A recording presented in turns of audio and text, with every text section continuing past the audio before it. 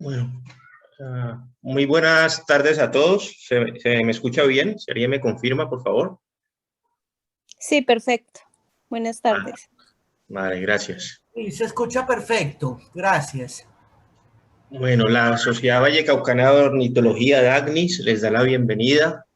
Es un placer contar con ustedes en esta tarde más del ciclo de tardes ornitológicas, llamada extraoficialmente Tardes de Pan de Bono por algunos. Quiero dar un saludo especial a Juan Manuel Quintero y al profesor Germán Morales, quien también nos acompañará.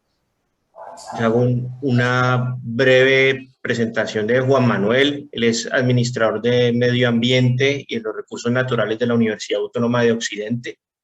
También es tecnólogo en guianza turística del SENA y es estudiante de la maestría en Gestión Ambiental y Desarrollo Sostenible.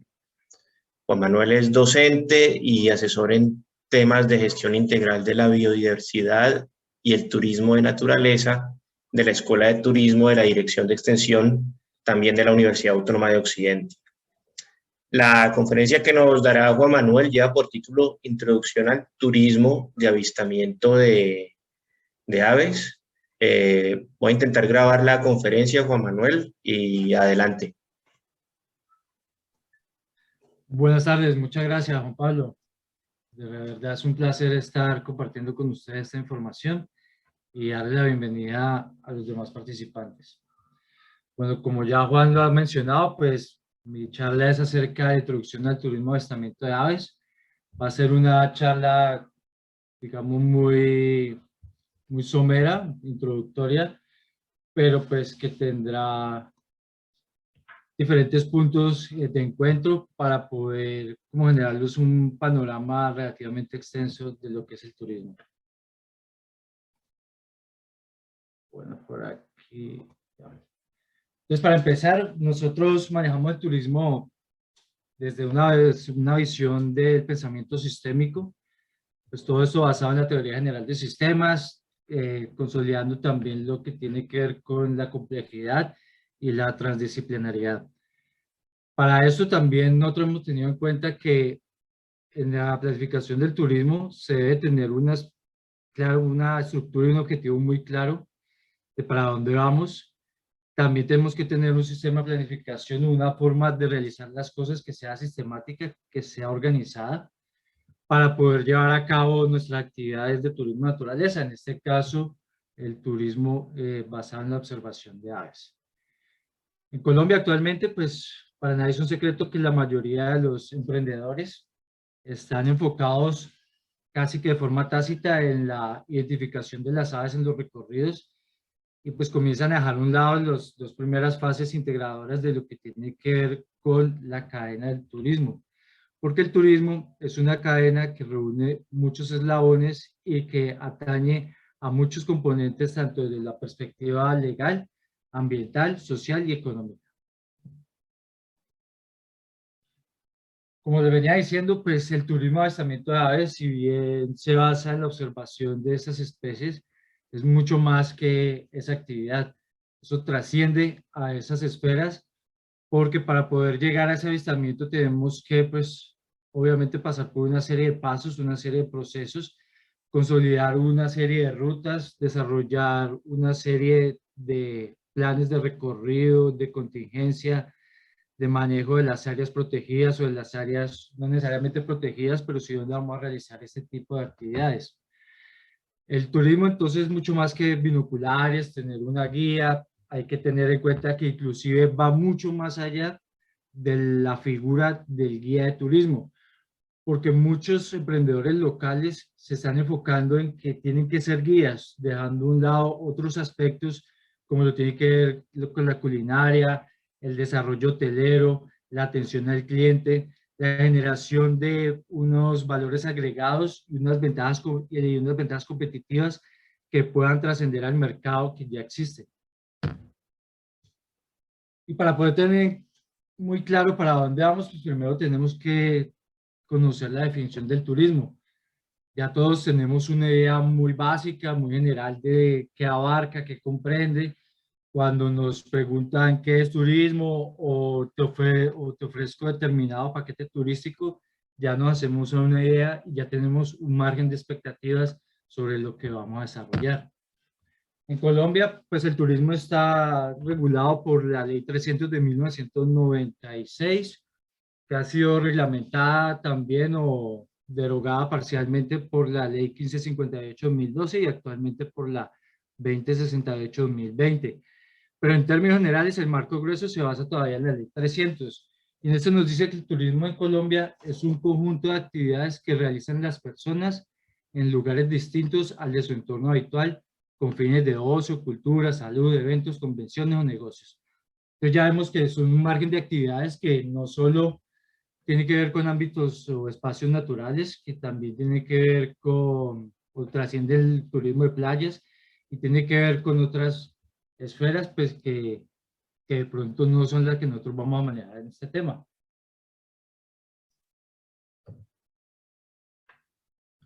Para la Organización Mundial del Turismo, este es un fenómeno social, cultural y económico relacionado con el movimiento de las personas a lugares obviamente donde ellos no se desarrollan o no frecuentan. Esa es una definición mucho más extensa porque ya nos habla de un fenómeno. Bueno, y eso puede integrar cantidad de aspectos que pues si nos podemos desglosarlo, pues nos quedamos con un sistema demasiado complejo, complicado ya en ese aspecto porque no vamos a poder organizarlo. Por eso debemos tener en cuenta ciertos aspectos para hacer esa integración y para desglosarlo.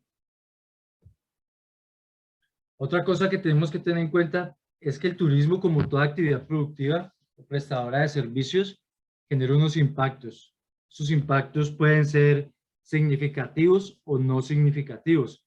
Desde la gestión ambiental, un impacto ambiental significativo es un impacto que sobrepasa los límites permisibles o las cantidades normales en las cuales un cuerpo de agua, un ecosistema, un ambiente natural puede asimilarlo y ya se genera pues una serie de complicaciones que pueden ser inclusive no recuperables. Entonces la idea en el turismo es siempre manejar un marco de impactos que sean tolerables, que estén acorde a la normatividad, y esta normatividad, como ya les venía diciendo, pues tiene mucho que ver no solo con la ley 300, sino con otros aspectos normativos como tiene que ver con el decreto ley 2811 de 1974, por el cual se dicta el Código de los Recursos Naturales. Tiene que ver también con la ley 165 de 1994 sobre la aprobación del Convenio de Diversidad Biológica en Colombia. Tiene que ver con el ordenamiento territorial, que es la ley 388 de 1997, y una cantidad de aspectos normativos que tenemos que saber integrar para poder generar un turismo que sea verdaderamente sostenible o que minimice al máximo los impactos ambientales, incluso en algunos casos que los pueda prevenir. Teniendo en cuenta este marco normativo ya en la ley 300 de 1996, el turismo se puede clasificar en diferentes puntos. Lo que a nosotros nos importa en este momento es el turismo de naturaleza. Cuando nos hablan de un turismo de naturaleza, pues inmediatamente nos imaginamos entornos naturales, nos imaginamos poca aglomeración de personas, ya tenemos una serie de expectativas, una serie de como imaginarios con los cuales nosotros vamos a identificar y que son en últimas lo que van a potenciar los destinos turísticos, porque los destinos turísticos se potencian es a través de las expectativas de viaje, es decir, desde la demanda, no desde la oferta como usualmente lo estamos pensando o lo han venido pensando diferentes emprendedores locales en el Valle del Cauca y en Colombia. Ahora, cuando nos hablan de turismo de naturaleza, no es únicamente lo que tiene que ver con los espacios naturales, ¿no? También tiene que ver con algo más allá de cómo realizamos esas actividades. Porque como vemos aquí en este caso, hay una serie de personas que están abiertamente infringiendo la norma, que como ustedes pueden ver es muy clara sobre dónde deben estar y no deben de estar. Entonces hay un comportamiento no deseable que puede estar alterando la capacidad de carga turística y afectando ciertos parámetros ambientales de la regulación ambiental que tenga cada país. o en este caso Colombia.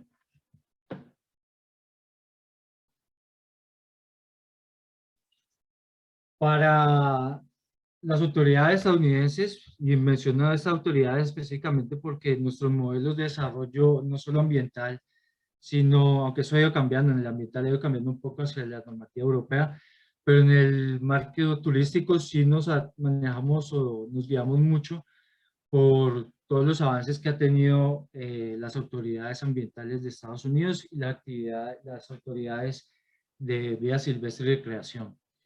Para esas autoridades, el turismo de naturaleza es entonces un viaje responsable, áreas naturales que conservan el ambiente y mejoran el bienestar local.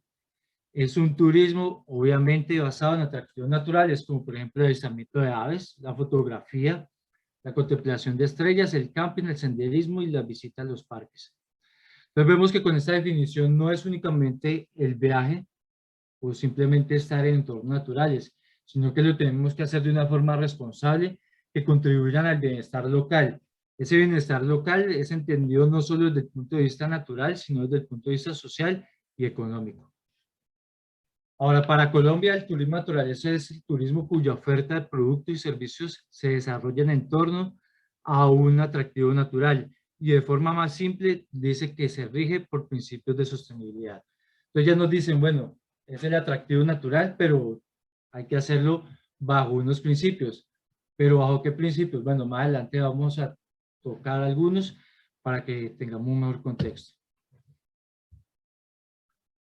Bueno, pero también hay otra tipología que es el ecoturismo, que se diferencia o que simplemente profundiza que es un turismo especializado, dirigido, basado en el desarrollo sostenible y cuyas actividades deben generar ingresos destinados al apoyo y el fomento de la conservación de las áreas naturales o las áreas donde desarrollan este tipo de actividades.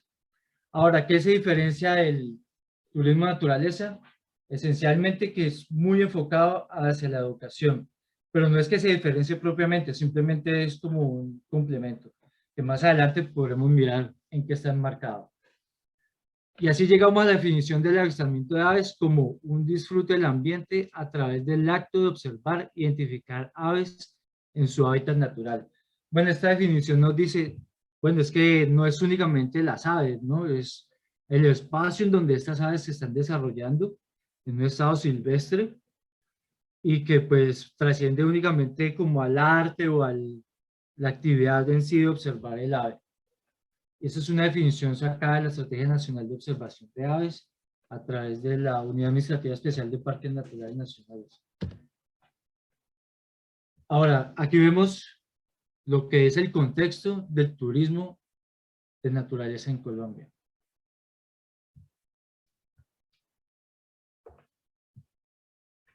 Aquí vemos que el turismo de naturaleza es como un producto paraguas, es un producto que abarca diferentes temas y que en estos, pues ya como hablamos, que es un turismo que se rige a principios de sostenibilidad y que alberga el ecoturismo, el turismo aventura, el turismo rural. Un ecoturismo, como ya la definición anterior nos dice, es un turismo dirigido, especializado. ¿Por qué? Porque trata, digamos, aspectos sensibles en torno a la educación ambiental y a la conservación. Entonces, el avistamiento de aves, el avistamiento de ballenas, el senderismo y el excursionismo son algunas de las actividades. Y tenemos como los productos complementarios una serie de productos, valga la redundancia, que es el turismo cultural, el turismo de bienestar, el turismo científico, que no necesariamente las personas están motivadas a viajar para conocer los entornos naturales, o en este caso las aves, sino que, por ejemplo, vienen a desarrollar una entrevista o vienen a desarrollar una conferencia, una práctica, y dentro del marco de esa práctica profesional tienen la oportunidad de disfrutar de alternativas que son más a su gusto, como en ese caso puede ser el avistamiento de aves. También vemos pues que está el turismo de aventura, el turismo rural, del cual pues no voy a hacer mucho énfasis. Y los que están en rojo simplemente son aquellos que están priorizados por la política del Ministerio de Comercio, Industria y Turismo que salió en el 2012 y que sigue en constante cambio.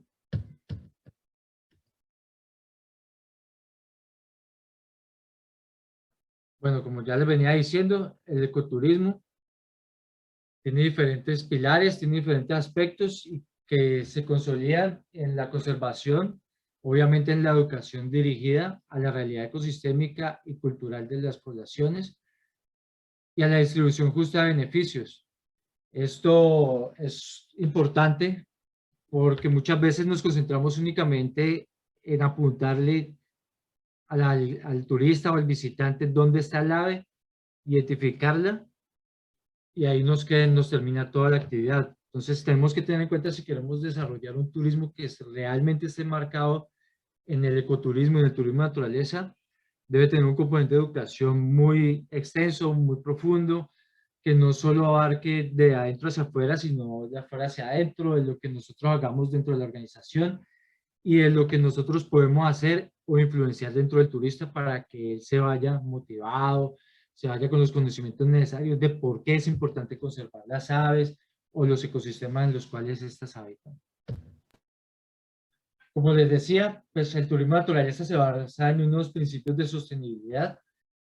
Algunos de esos son la concertación, que simplemente todos ponernos de acuerdo a pesar de las diferencias que podamos tener. Y en eso de concertaciones hay algo que quiero dejar muy claro y es, nunca vamos a poder convencer al otro o casi nunca se puede convencer al otro de que yo tengo la razón y de que las cosas tienen que hacerse según como yo las veo. Tenemos que llegar a un punto medio donde yo sea, la otra persona pueda ceder y podamos realizar algo porque de lo contrario nos quedamos siempre en el conflicto y no podemos mantenernos en esos puntos que pues, son poco deseables para el desarrollo turístico.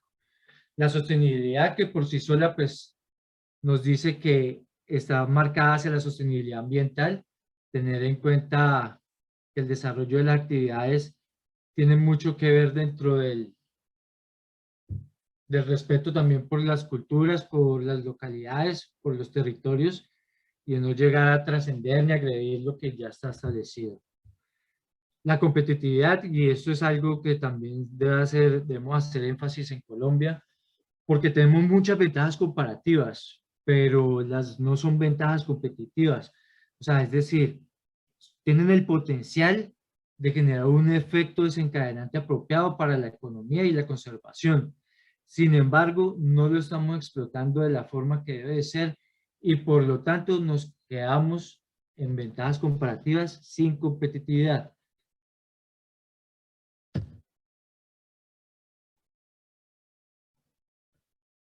La participación social, que obviamente está muy relacionado con la concertación y la corresponsabilidad, ya que para poder desarrollar muchos emprendimientos o poder consolidar destinos turísticos, tenemos que estar amarrados o tenemos que, no estar amarrados, sino que tenemos que hacer alianzas institucionales público-privadas para poder sacar adelante los territorios. ¿Por qué?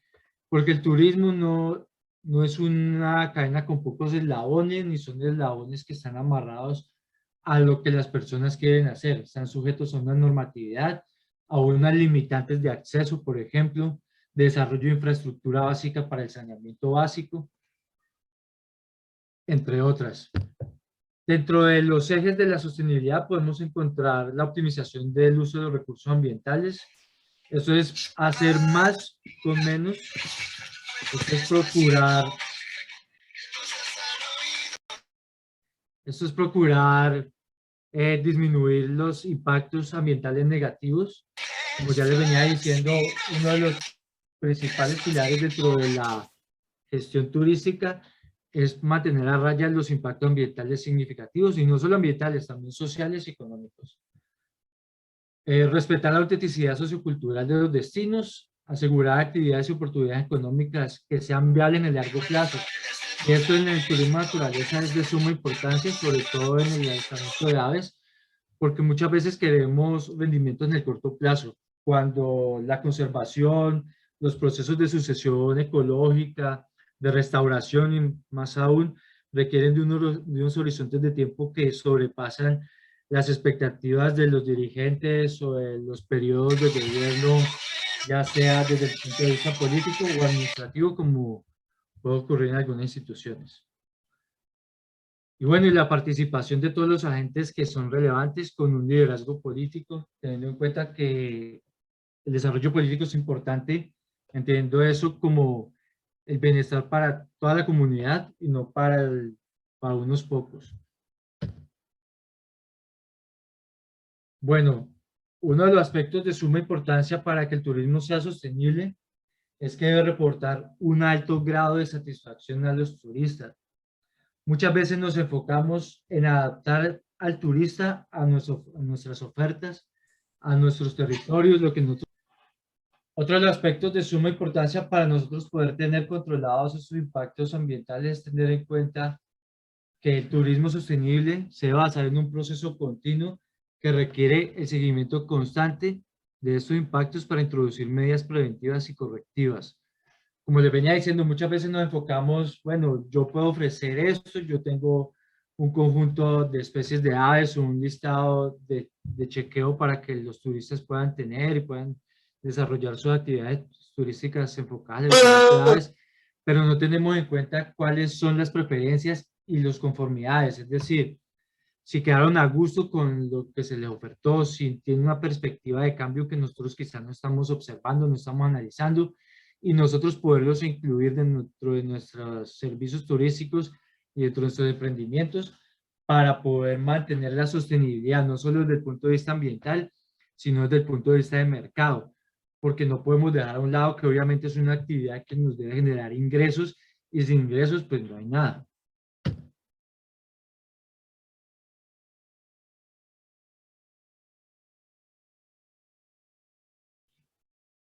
Entonces, para eso, tener en cuenta unos aspectos principales, unos aspectos generales sobre cómo debemos planificarlo.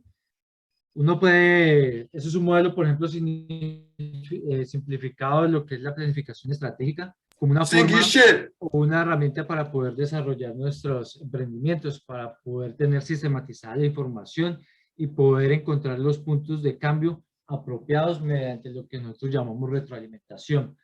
Ese es un modelo simplificado de lo que es la planificación estratégica, que grosso modo es esto, y que nos permite tener en cuenta desde el mismo instante que nosotros se nos ocurre la idea, que tenemos la intención, pero que todavía no nos lanzamos. Entonces nos permite tener una perspectiva general para poder lanzarnos al mercado, para poder saber si tenemos las competencias y poder así hacer de nuestro emprendimiento algo sostenido en el tiempo.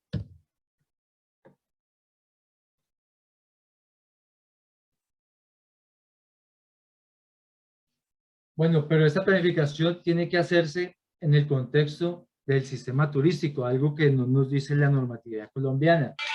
El sistema turístico es simplemente una forma de ver el turismo desde diferentes puntos de vista o desde diferentes subcomponentes, en los cuales en este caso son 7, que es la superestructura, la infraestructura, los atractivos naturales, la comunidad receptora, los servicios y la demanda.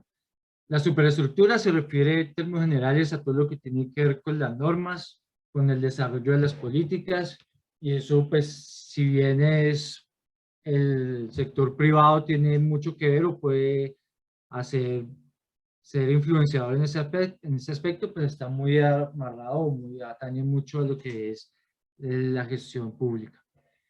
La infraestructura, que también tiene que ver con el desarrollo público-privado, pues es todas las vías de acceso, cómo están las carreteras, cómo encontramos los servicios públicos, alcantarillado, teléfono, electricidad, sistemas de saneamiento básico, los atractivos naturales, que en este caso serían las aves, la comunidad receptora, pues que son las comunidades donde directamente se ejecutan o se desprenden estos impactos, sean positivos o negativos, una serie de servicios que son los que se ofrecen a través de una serie de actividades, y la demanda, que es, digamos, el pilar esencial de toda transacción en el mercado, porque en el comercio y en la prestación de servicios hay que tener en cuenta que el cliente, entre comillas, siempre tiene la razón.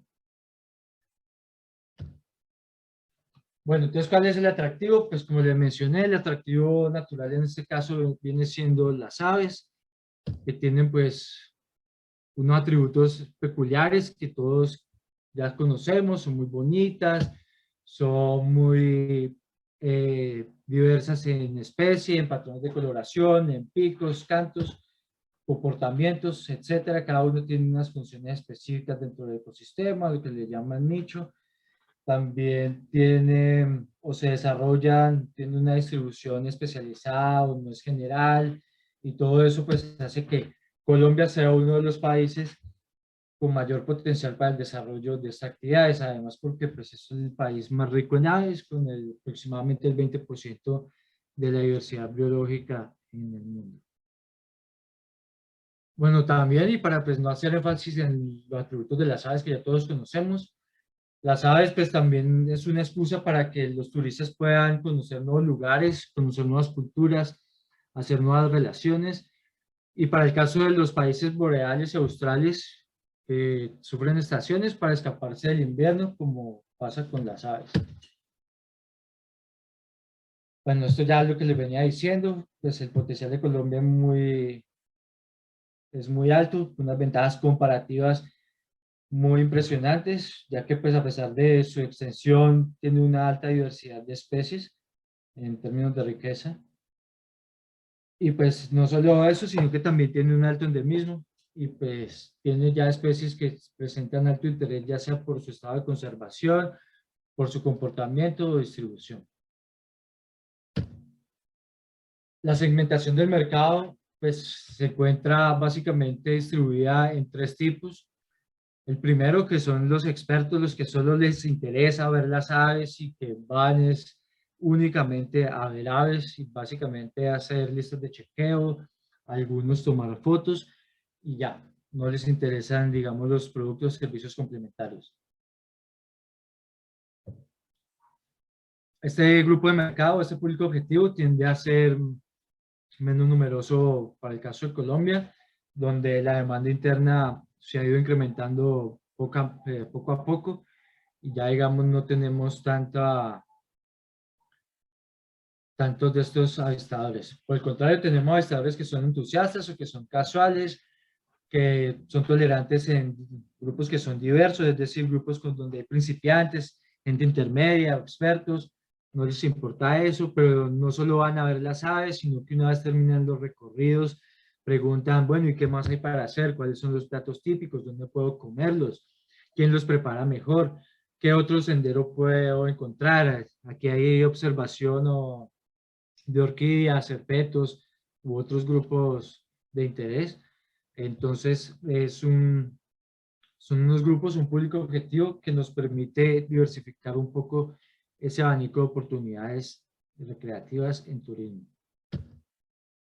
Bueno, a nivel externo, pues los mercados emisores son Inglaterra y Estados Unidos, básicamente, aunque esos son datos que les falta un poco más de análisis, sobre todo de actualización, porque eso ha ido cambiando un poco. Pero básicamente son los mercados emisores a nivel mundial, donde se concentra la mayor cantidad de personas con este interés. Los mercados receptores en Latinoamérica encontramos a Costa Rica, Perú, a Panamá y Ecuador, que presentan no solo ventajas comparativas, sino que ellos las han sabido integrar y explotar para consolidarlas en ventajas competitivas. Para nadie es un secreto, por ejemplo, que Perú no solo es interesante por las aves, sino también por su patrimonio arqueológico, por su culinaria también, tiene una gastronomía especializada y que es internacionalmente reconocida. Hay otros países como por ejemplo Costa Rica que tienen casi el mismo tamaño de la extensión del Valle del Cauca, en donde tú puedes hacer un recorrido desde la costa atlántica pasando por zonas de 2.600 metros, un poco más, y con volcanes, y luego terminar en la noche en el Océano Pacífico, en las costas pacíficas. Entonces es una alta oportunidad para que los turistas puedan asistir o puedan visitar esos países que además, como les digo, se han consolidado, especializado en, por ejemplo, hablar inglés, ofertar servicios de calidad con buenos hoteles, con buen servicio al cliente. Ahora, ¿cómo conservar las aves y por qué? Bueno, uno de los primeros aspectos que hay que tener en cuenta y que se nos ha olvidado es que las aves por sí solas no existen. Ellas están relacionadas o tienen diferentes atributos que desde el punto de vista ecológico lo podemos tener en cuenta desde la composición, la estructura y la función. En Colombia nos hemos quedado mucho únicamente en aspectos de la composición, que es de identificar cuáles son las especies de aves, pero nos hemos quedado corto en saber cómo están organizadas, en lo que se conoce como el ensamblaje, en cómo estas aves, no solo en términos de la especie como tal, sino también del número de individuos que se puedan encontrar, pueden aportar o pueden ser material interesante para la toma de información y la toma de decisiones. Entonces nos hemos quedado que, bueno, en Colombia hay 1920 especies, un poco más especies, pero bueno, ¿y dónde están? ¿Cómo están distribuidas? ¿Cuál es la probabilidad de observación de esas especies en el chopo biogeográfico?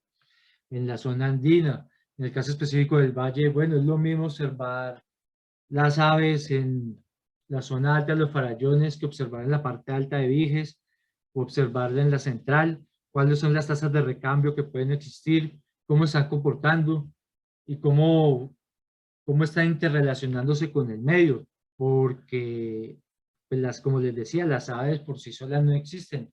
Ellas cumplen un rol importante dentro de lo que llamamos los ecosistemas, que son, digamos, los aspectos funcionales que nosotros tenemos que tener en cuenta dentro de la planificación, porque nos generan una serie de bienes y servicios, como es el caso de los ensamblajes o la diversidad de aves que podamos tener en determinado destino y que nos permite una retribución económica, pero además también permite la polinización de especies vegetales, también permite la regulación de especies dañinas o de insectos o arácnidos que pueden ser dañinas para los cultivos.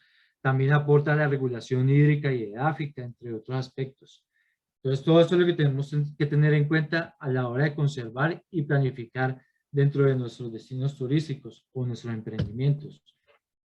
Ya no es solo las aves por sí solas, no, hay que contextualizar las aves, ponerlas en ecosistemas, ponerlas en zonas, unidades funcionales como son las cuencas hidrográficas, tener en cuenta también que hay otros aspectos que pueden ser dignos de interpretación y complementar el avistamiento de aves para que se dé la sostenibilidad, porque como les digo, cada vez son más las personas entusiastas o casuales o avistadores entusiastas y casuales y menos los hardcore o los Twitcher. Entonces, dentro de los rasgos podemos encontrar la culinaria, pues, las aves, ríos, miradores, nevados, ecosistemas, cascadas y un sinfín. Pero estos rasgos tienen que saberse interpretar y todo eso tiene que ser dentro de la interpretación ambiental. La interpretación entendida como una actividad educativa que pretende revelar significados, pero también es como una actividad que se enmarca dentro de la comunicación, ¿ya? Porque es un proceso de comunicación, es algo que va más allá de simplemente repetir la información, el mensaje tiene que llegar. Y para que llegue tenemos que buscar ese punto donde confluyen las emociones con los sentimientos a través de técnicas y de comunicación y las artes como son el cine, como son la expresión oral, la literatura escrita, los títeres, por ejemplo, en el caso de los niños que requieren una interpretación ambiental especializada. Y todo eso se le hace a través de los guiones de interpretación, que es algo que a veces nos cuesta en la operación turística de aves, porque como les digo, nos hemos limitado, a veces también por aspectos de demanda, eso también hay que decirlo, en señalar e identificar el ave y no más. Es decir, no decimos la importancia que tiene, no la contextualizamos con el ecosistema, con las cascadas, con los otros atributos, con inclusive los cultivos o la culinaria, gastronomía local, que también puede ser un aspecto potencial a desarrollar. Y todo eso, pues, obviamente enmarcado dentro de lo que se conoce como el plan de recorrido, que es, digamos, lo que ya en últimas vengo a desarrollar cuando estoy con los turistas o con los visitantes. Todo esto pasando, pues, por una serie de procesos de planificación, de aprestamiento, enfocados hacia la completación de objetivos y estructuras, no solo desde el punto de vista de emprendimiento, sino también desde el punto de vista personal y comunitario, porque muchas veces el turismo, como les digo, es una cadena con muchos eslabones. Tenemos que integrar al vecino, al compañero, a la persona que tenga los mismos gustos, que sean afines a nuestros pensamientos, para poder sacar los emprendimientos desde la perspectiva local y regional. Y todo eso pues se procura evitar una serie de impactos y motores que son causa de cambio en la gestión integral, en la gestión de la diversidad, en la riqueza de nuestras especies de aves, como son la deforestación, la agricultura y la ganadería extensiva con malas prácticas, la extensión de los emprendimientos urbanos, la caza, las malas prácticas operativas. También tener en cuenta que estos estudios sobre la diversidad pues, no pueden hacerse únicamente desde el punto de vista de la composición, como les venía diciendo, es decir, esas son las aves, así se llaman, y ya. No hay que tener en cuenta unas escalas de tiempo que sean apropiadas a los recambios de las especies o a los patrones de comportamiento, lo que le llaman la etología de cada una de las especies, porque no es lo mismo la observación o hacer muestreos de aves cuando estamos en la temporada de migraciones a cuando estamos en la temporada de no migraciones. Tampoco también hay fluctuaciones dentro del tiempo que pueden ser de 1 año, 5 años o menos. Entonces tenemos que buscar un punto de equilibrio para que tampoco nos salga muy costosos esta planificación, teniendo en cuenta pues que los muestreos pueden ser onerosos o los estudios de capacidad de carga también pueden ser costosos. Y bueno, todo esto, para terminar, lo ideal es que estuviera enmarcado dentro de lo que se llaman los negocios verdes. Los negocios verdes nos permiten tener una serie de lineamientos enmarcados en la sostenibilidad desde el punto de vista ambiental, económico y social para generarle un valor agregado y para que la autoridad ambiental, porque esto se hace a través de la autoridad ambiental, en este caso para el Valle del Cauca, la CBC a través de la ventanilla de negocios verdes, y esto permite pues generarle credibilidad a los emprendimientos, un monitoreo, una vigilancia, cierta presión para que las cosas se hagan bien, se sigan haciendo bien o se hagan inclusive aún mejor.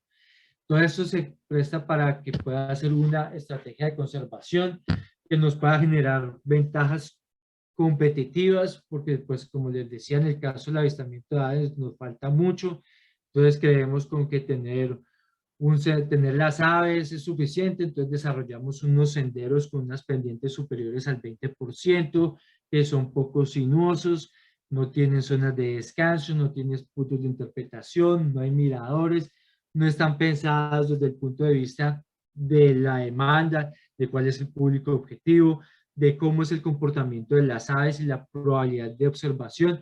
Entonces se encuentra uno a veces senderos de avistamiento de aves cuyo trayecto, el 80%, pasa por la mitad de potreros, perdiéndose la oportunidad de pasar por los bosques contiguos, donde seguramente van a encontrar una mayor diversidad de especies e inclusive mejor calidad desde el punto de vista del turismo.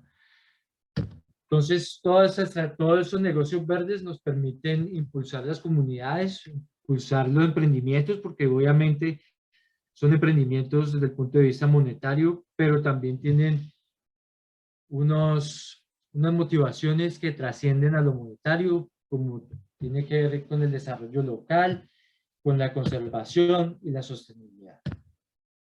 Entonces, esto es grosso modo una introducción al turismo de avistamiento de aves. Espero les haya gustado, espero que tengan muchas dudas porque obviamente se van a quedar con mucho más dudas. Vuelvo y les digo, este es como tocando puntos tangenciales pero integrados de lo que es el sistema turístico. Por su atención, muchísimas gracias. Si tienen algunas dudas, comentarios, preguntas, estoy atento. Muchas gracias, Juan Manuel. Muy interesante la conferencia. Si alguien tiene alguna pregunta o comentario, por favor.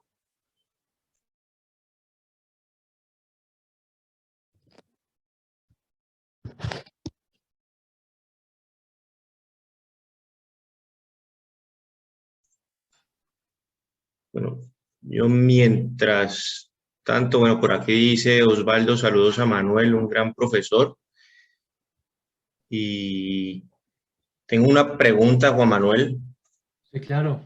que no sé si viene muy a cuento y es un poquito complicada, pero creo que tenemos que hacernos. Hay diversas localidades en el Valle y en Colombia donde la observación de aves no es posible, ¿ya? O es de alguna manera peligrosa debido a actividades ilegales, a situación de orden público, etcétera. Antes hablabas en una de tus diapositivas sobre el proceso de concertación. En tu experiencia en este tema, ¿qué comentario harías al respecto? ¿Qué podemos hacer? ¿Qué debemos tener en cuenta si es que algo se puede hacer? Y gracias de nuevo. Bueno, no, como tú dices, es un tema complejo. Eh, Cuando hablamos de esa concertación, obviamente tenemos que hablarla dentro del contexto de los actores que están interesados, ¿no? Sí, definitivamente, por eso es la importancia de la planificación estratégica como una herramienta metodológica que uno la puede integrar al pensamiento sistémico para poder pensar qué vamos a hacer. Es que esta herramienta nos habla de cuáles son las limitantes externas o las amenazas externas que puede tener el emprendimiento, los emprendimientos, en este caso el avistamiento de aves. Como tú dices, hay unos territorios que están vetados, que efectivamente está prohibido el desarrollo de muchas actividades, donde así no esté prohibido, el grado de incertidumbre es muy alta y pone en riesgo nuestros desarrollos turísticos y sobre todo la salud y seguridad de los visitantes. Entonces, en ese ámbito de la concertación, lo ideal es tener en cuenta dentro de las personas que son actores, dentro de los que están interesados en desarrollar estas alternativas, si esto es posible, si esta estrategia de concertación o si la concertación como medio es posible, porque en algunos casos, pero en otras tiempo, uno, digamos, tenía bajo cierto riesgo también el compromiso de ciertos actores armados de, listo, no hay problema siempre y cuando usted haga esto y aquello.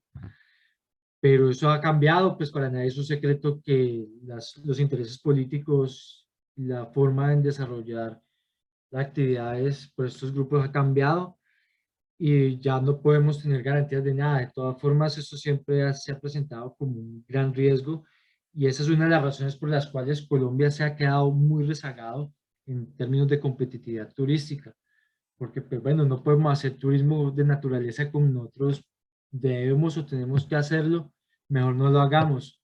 Entonces nos dedicamos a las actividades extractivas, a la ganadería extensiva, a la agricultura extensiva o con desarrollos de malas prácticas operativas que terminan afectando la diversidad. Entonces, como les digo, mi consejo es ponerse de acuerdo y los actores interesados, los involucrados, pensaría en una primera instancia que estos no serían los actores para la concertación y hablar si sí es posible que se desarrolle estas actividades. Si no, toca esperar a que la superestructura, como dentro del sistema turístico, nos dé las garantías para poder operar. Vale. Gracias por la respuesta y por ese llamado a ponernos de acuerdo, o al menos a intentarlo. Hay Claro. una pregunta, Alejandra Franco pregunta si hay semilleros de este tipo de iniciativas, es decir, ecoturísticas, en Colombia. Sí, por ahí existen varios semilleros, algunos, digamos, no propiamente el ecoturismo, pero sí se puede incluir, como son los jóvenes de ambiente, por ejemplo, que es una iniciativa por parte del Ministerio del Medio Ambiente. También por ahí hay unos relacionados con turismo propiamente.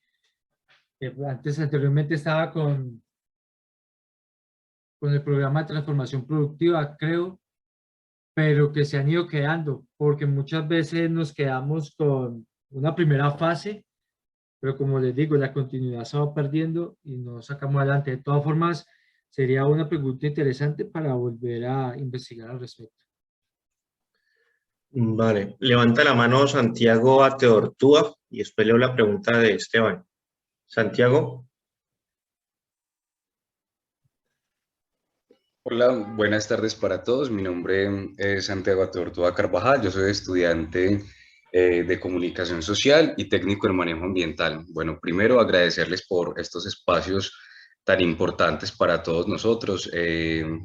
Estar, digamos, conectados con estos temas coyunturales y de medio ambiente es esencial para entender muchas cosas de nuestro país y de nuestros sistemas. Mi pregunta en puntual, Juan Manuel, va dirigida a un eslabón del sistema turístico, de cómo, digamos, integrarnos con esas comunidades receptoras y cómo promover, digamos, aquí en la ciudad. Yo soy de Medellín. Medellín es 70% rural y el otro porcentaje pues es urbano.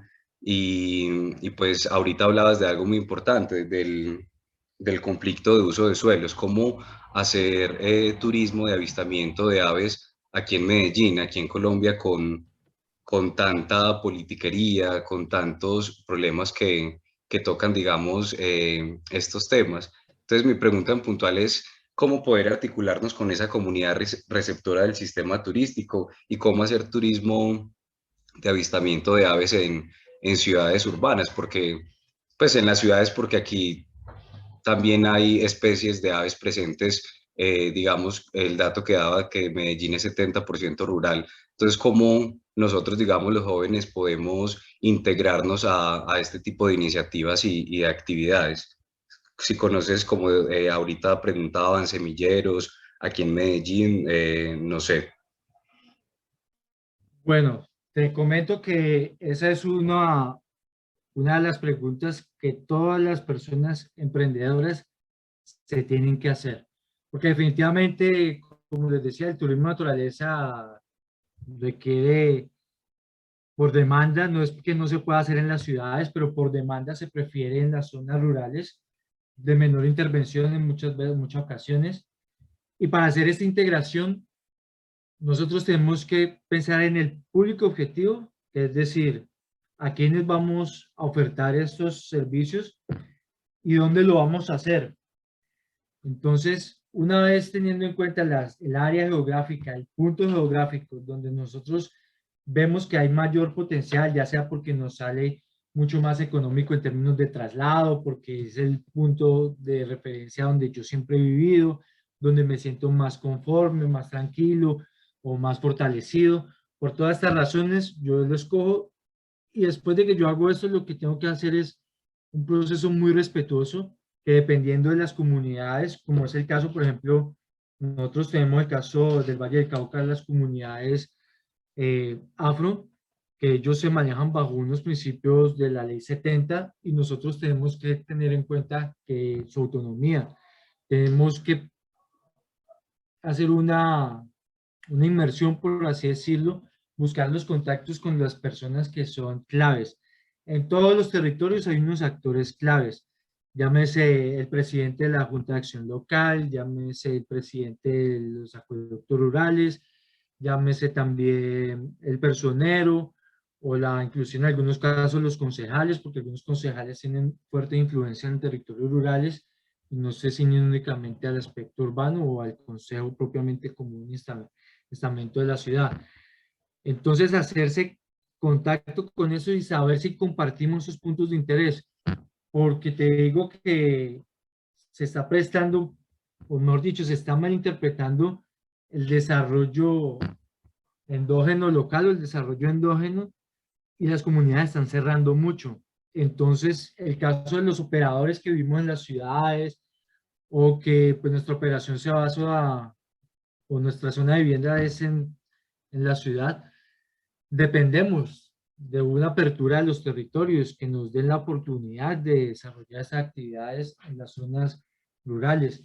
Y para poder hacer esto, pues tenemos que buscar aquellos emprendedores privados, inclusive también las autoridades ambientales, como por ejemplo el caso de los parques nacionales naturales. Si es el caso que aplique, siempre tenemos que tener en cuenta que ellos son la autoridad también en el tema turístico y que no podemos desarrollar esas actividades sin su consentimiento y bajo los reglamentos que ellos definan. Asimismo, también tener en cuenta pues el público, la comunidad receptora, que como tú decías, es uno de los eslabones o hace parte del sistema turístico, y tenemos que adaptarnos un poco a lo que ellos necesitan y a lo que ellos quieran. Y poco a poco vamos generando el cambio necesario en el caso que tú creas que se va a dar. Los espacios hay que abrírselos, no hay que esperar únicamente a ver si hay un cero, si hay una oferta, si hay una convocatoria. Esto es ley de demanda y oferta. No se nos olvide tampoco, a veces es muy romántico hablar del turismo de naturaleza y muchos se olvidan que es un tema también de dinero. Y dentro del tema de dinero, pues hay que hacerse el campo, buscarse el espacio dentro del mercado, que es altamente competitivo, muchas veces basado en la informalidad, que pues, nos genera también una serie de limitantes y problemas porque pues, no podemos competir con los bajos precios que a veces ofertan ellos. Espero resolverte un poco tu duda. No sé si tengas algo más que decir. Está muy bien, Juan Manuel. Muchísimas gracias. Con gusto. Hay dos preguntas que tienen la misma orientación. Pregunta Esteban, no escuché sobre el impacto de un turismo desproporcionado. ¿Qué efectos puede tener abusar del aviturismo? Y por el mismo lado va Nelson Álvarez, que dice, dentro del despertar del aviturismo, ¿cómo organizar la actividad sin saturar los entornos y afectar las aves? Bueno, muy bien. Voy a intentar responder todo el pack en una sola intervención. Pues lo primero, como les mencionaba en la presentación, uno de los aspectos muy importantes que ha dejado en claro la OMT o la Organización Mundial del Turismo es que la actividad turística genera una serie de impactos. Sus impactos pueden ser sociales, ambientales y económicos. Ahora, como en toda prestación de servicios, como en todo desarrollo de productos, siempre va a haber unos impactos. ¿Qué es lo que tenemos que hacer? Que esos impactos no sean altamente significativos o no sean desmesuradamente significativos, porque una alteración en esto nos puede generar que nuestro horizonte de tiempo del emprendimiento, que podría ser de 20, 25 años o más, se reduzca a los dos primeros precisamente porque hay una saturación de los espacios, hay una sobrepoblación, por así decirlo, de visitantes que están confluyendo en un mismo punto, en un mismo tiempo. Y eso es lo que busca la capacidad de carga turística como una herramienta de manejo. Ojo, esa capacidad turística no se reduce a un solo número. ¿Por qué? Porque esa capacidad turística hay que estudiarla desde el punto de vista del comportamiento de las dinámicas ecológicas y ecológicas integrando no solo lo biótico, sino también lo abiótico. Por ejemplo, sabemos que Colombia se comporta en un régimen bimodal de precipitaciones, que tenemos dos épocas con unos fuertes picos de lluvia y otros con unas épocas de menos precipitaciones o inclusive estiaje. Con base en eso, ¿yo qué tengo que hacer? Bueno, tengo que hacer un estudio de capacidad de carga que por lo menos abarque ese ciclo, porque como todos sabemos, los senderos se comportan muchas veces como zonas bueno, se comportan, no, son zonas descorrentidas, son zonas por donde escurre el agua, por donde, además de pasar la gente, pasan una serie de individuos que pueden llamarse la flora, la fauna silvestre o también la agropecuaria, porque no solo es únicamente el paso de, por ejemplo, tapires o el paso de dantas, sino también el paso de vacas, como también puede pasar. Y pues todo eso lo tengo que ver. Para poder evitar que esos impactos sean significativos, yo tengo que manejar una planificación ordenada, por eso les sugería la planificación estratégica, porque me permite generar una serie de pasos en los cuales yo puedo tomar una serie de correctivos que me permitan sostener los senderos como unidad principal por donde transitan las personas. Pero no son solo los senderos, como les decía, las aves no están ajenas o no son individuos aislados. Requieren que el entorno, que todo el ecosistema esté bien conservado. Y para eso tenemos que tener en cuenta algo de los planes de manejo ambiental que se llama la zonificación. La zonificación nos dice en qué áreas se encuentran las mejores coberturas de bosque, en qué áreas posiblemente yo no deba introducir personas, turistas, sino con fines científicos, que es lo que llamamos zonas intangibles. Por ejemplo, las zonas de reproducción del gallito de roca, que muchas veces queremos saturar, meter turistas, pero no sabemos cuáles son los efectos que esto me genera. O como el caso de mucho emprendedor que siempre pregunta, bueno, Juan, ¿y usted qué opina de los alimentadores de colibríes con azúcar? Mi respuesta es, bueno, hay unos estudios que indican que posiblemente hay unos impactos, otros dicen que no hay unos impactos, pero desde el punto de vista de la gestión ambiental y de la gestión pública hay un principio que se llama el principio de precaución. Y es que si usted no conoce de una forma certera o significativa el efecto que pueda desarrollar determinada acción, mejor no la haga. Entonces, lo que yo digo, no, organice unos senderos, planifíquelo de tal forma que las épocas de mayor afluencia de aves, que son las migratorias, tenga una posibilidad de florificación y fructificación más alta de las especies de interés para ellas, como por ejemplo los yarumos, como por ejemplo los caimitos u otras especies, a los mismos robles y otras especies que son de interés para la conservación y también para la alimentación de estas aves. Y sí, los impactos ambientales que puede generar la población turística, yo diría que la que menos genera impacto es la población dedicada al avistamiento de aves. Pero pues ya encontramos experiencias donde por culpa también de los operadores se hacen avistamientos de 15 más personas con un solo guía, no se maneja por grupos, entonces el avistamiento lo preferible es que se maneje por grupos de máximo 10 personas por cada uno de los guías o por cada uno de las personas encargadas del recorrido, o en el caso de que no haya guía, como también puede haberlo, bueno, que tenga la autonomía y sepan cómo hacerlo, y para eso se necesita una planificación enfocada en cómo puedo realizar las actividades, porque si no lo hago, obviamente va a tener altos impactos significativos en términos a la afluencia público, los senderos se van a deteriorar, entonces me van a generar mayores costos de inversión o de mantenimiento para poderlos tener 1A, porque recuerden que en el avistamiento de aves uno por lo general va mirando es para arriba y lo que menos uno debería de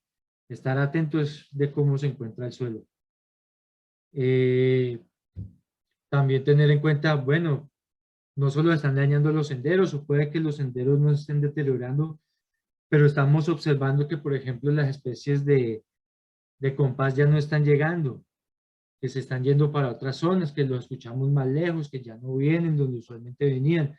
Entonces, para eso, tener en cuenta que la diversidad o las aves tienen una serie de atributos que se basan en la composición, la estructura y la función.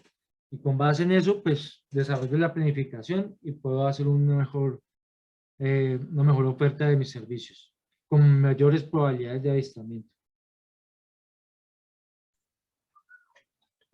Vale, gracias. Hay una pregunta de Juan Carlos desde Costa Rica. Le pregunta, saludos desde Costa Rica y pregunta sobre el equipo que nos recomienda. Supongo que Juan Carlos estará preguntando sobre binoculares o cámara, o cámara, etcétera. Si tienes algo más que añadir a la pregunta, Juan Carlos, por favor. Pues yo también creía que está enfocado como en ese sentido, para adelantarme un poco. En binoculares eso depende mucho del gusto del avistador, pero yo recomiendo que el zoom, por así decirlo, la capacidad de alcance no baje del 8X. Aunque hay gente que prefiere el 10X, hay otros que les molesta, que se sienten mareados con avistamientos a largo tiempo. En términos de cámara, pues eso ya depende de la capacidad adquisitiva. En lo personal me gustan las cámaras automáticas, las cámaras con programas integrados para el reconocimiento de las especies o para no reconocimiento, sino para el enfoque de las especies, entonces es mucho más rápido. Pero bueno, eso ya depende de, como te digo, de las preferencias, los gustos, también de las preferencias de viaje, porque pues una persona que está practicando el avistamiento de aves, pero al mismo tiempo realiza senderismo o inclusive excursionismo, pues un equipo muy pesado de intercambio de lentes, pues no le será muy útil. Pero si es una persona con gustos enfocados hacia la fotografía, ya tiene que ir buscando trípodes, tiene que ir buscando unos lentes, tiene que ya mirar otras alternativas para poder hacer una configuración especial. Vale, sí, la sugerencia de si lo puede probar, pruébelo antes, me parece buena en cuanto a binoculares y también con la cámara. Hay dos preguntas más que iban en la misma dirección de ayuda al emprendimiento. Marlio Gómez dice, buenas tardes, ¿existe un directorio de emprendimiento de este tipo en Colombia? Para descubrir qué subregiones o municipios serían potenciales objetivos para emprendimientos nuevos. Y Jaime Andrés Herrera pregunta, ¿qué incentivos hay por parte del gobierno de los estamentos públicos para el establecimiento de proyectos de ecoturismo y, por supuesto, aviturismo?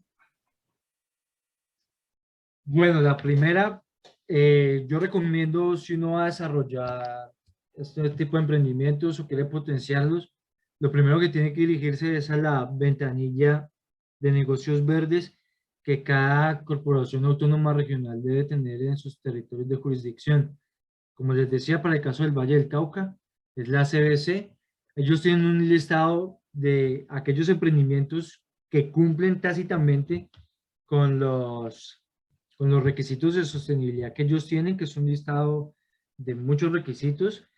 También tienen otros que están encaminándose hacia ese sentido, que no necesariamente lo están cumpliendo, pero que más adelante, por compromisos, por interés, así lo van a hacer. Entonces ese sería como un primer inventario general de cuáles son las áreas con mayor potencial para el desarrollo, pero para, digamos, hacerlo uno desde el punto de vista biológico, lo que tiene que hacer es un traslape de áreas geográficas, traslapando, digamos, zonas de cobertura vegetal con muy buena extensión, también mirando listas de verificación que personas pueden haber subido a eBird, por ejemplo, por mencionar una plataforma. También mirar cuáles son los puntos álgidos de biodiversidad que tiene Colombia, que son 2. Entonces la región andina virtualmente tiene potencial en ese aspecto, pero como les decía, hay que mirar los estudios de biodiversidad, hay que mirarlos no solo desde el punto de vista diferentes enfoques para saber si un destino efectivamente puede cumplir con diferentes criterios. Y eso sería como una primera mirada. De todas formas, siempre hay otros lugares donde uno puede investigar y una de las formas que es casi infalible y es a través del voz a voz, ¿no? El turismo de avistamiento de aves, en el turismo especializado, la mejor publicidad son las recomendaciones de los turistas que se van satisfechos. Por eso les decía, la oferta turística, el desarrollo turístico tiene que basarse en la demanda, tiene que basarse en las expectativas de viaje y en el cumplimiento de estas. Entonces ese sería otro punto donde uno podría investigar cuáles son los puntos interesantes donde potencialmente se puedan desarrollar nuevos emprendimientos teniendo en cuenta las recomendaciones de otros pajareros como tradicionalmente llamamos. Y la otra pregunta, ¿me repite la otra pregunta? ¿Era caminar en qué? Incentivos por parte del gobierno. Ya, hay muchos. Y anteriormente había más, sino que como se han ido acabando los fondos y los plazos de esos incentivos, pues se han perdido. Por ejemplo, en el caso de los incentivos ambientales, podemos encontrar el pago por servicios ambientales, que es una modalidad donde nosotros podemos comprometernos con la autoridad ambiental para conservar determinadas áreas que están generando, por ejemplo, buena cantidad y calidad hídrica.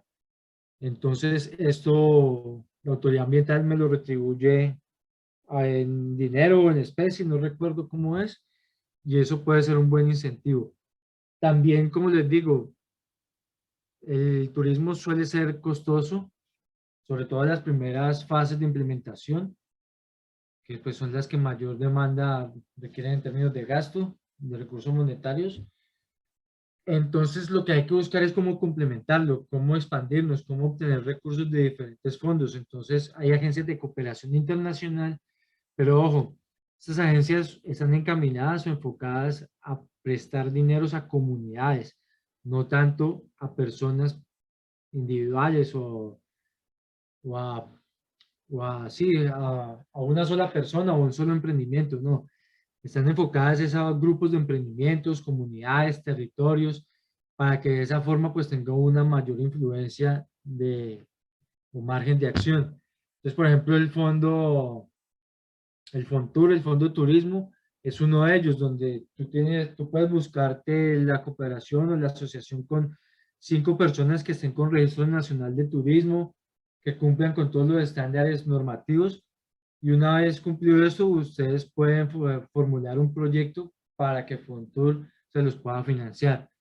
Entonces, digamos que el dinero, como casi todo ocurre, está ahí, está flotando en diferentes modalidades, fondos, subsidios, y solo hay que estar atentos a las convocatorias, a las agencias de cooperación internacional, a las autoridades ambientales y a lo que las nuevas leyes puedan ir encaminadas hacia estos incentivos.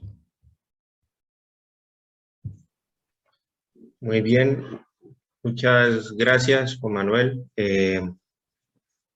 Que diferentes asistentes que te agradecen, dice Liliana García, interesante y claro. Muchas gracias a Juan Manuel y a Dagnis. Pues yo creo que es bueno ver cómo hay un buen grupo de personas interesadas en el aviturismo, en hacerlo bien, en conservar nuestras aves y su entorno.